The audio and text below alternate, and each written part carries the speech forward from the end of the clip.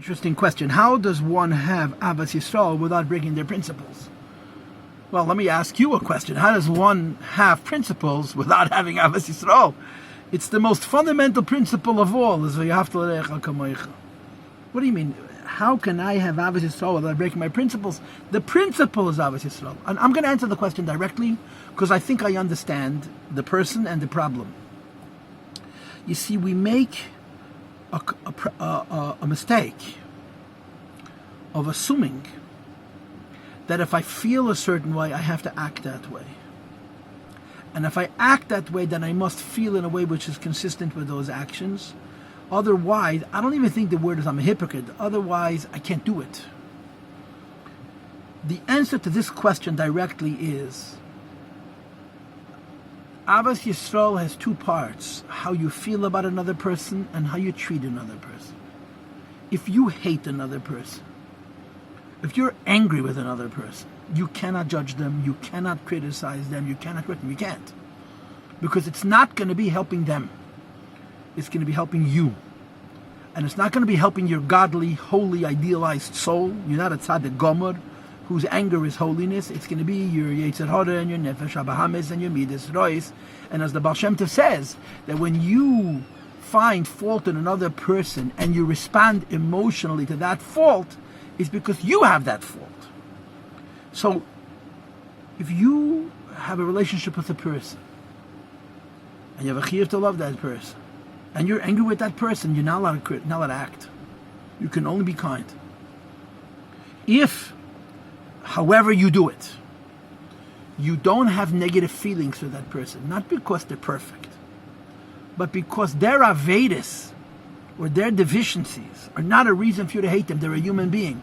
Their avedas are a reason for them to hate themselves, not for you to hate them. Then your actions can heal them, can help them. But only if your emotional state is thinking about them, not about you, and not about your relationship with them, and not how it's going to reflect back on you, and so on and so forth. So the answer to the question is, how can I love everybody without hating my without breaking my principles? It's very, very difficult to love every person. It's very, very difficult not to project. It's human nature. I find in my own life that I was younger, I was much more critical. And as I got older, I started speaking, I mellowed. I could see a chassan in another person doesn't make me angry. There's a little piece of me who says that the reason for this is because I used to be Pashat Frumer, and I cared more. But I believe that it's also the ability to separate what a person is doing from how I feel about that person. When a person does something wrong, I don't have to hate them. I have to pity them. And that takes some growing up. Practically, what matters most is not how I feel, it's what they see. If my emotions are negatively disposed to that person, I cannot correct them. I can only love them. Either a bad person or they're doing a bad thing. The mitzvah of Ahavat l'recha kamoicha does not have an asterisk of only people who are tzaddikim. I have to love every Jew.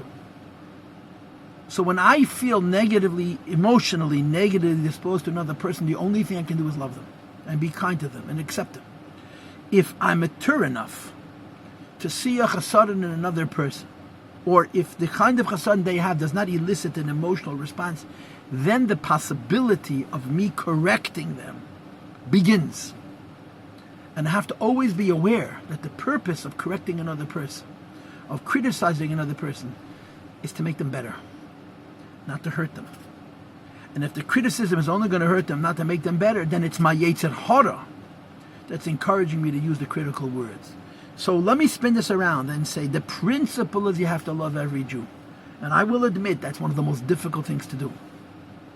It's very, very difficult not to judge people. We all judge.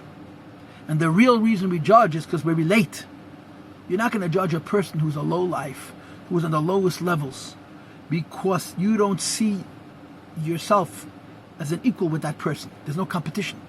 The people who are closer to you, that are more similar to you, this is where the jealousy comes in and the competitiveness comes in, so the negative emotions come in as well.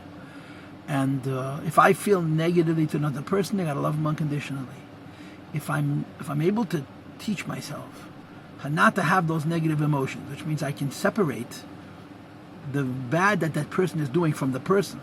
People do bad things, people are not bad. Then there's the beginning of the possibility of correcting them. And even then, in most cases, it's probably not my place to do the correcting. But even if I do the correcting, the only goal of the correcting is not to make them feel bad, not to hurt them, not to punish them, not to somehow even the score, but to make them better. And if I'm not able to do that, then again I should use love. And this is what you read in Tanya Perek Lamed Beis. You have to love a person, love a person unconditionally.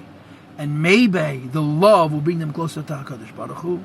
And if not, I hope that's clear.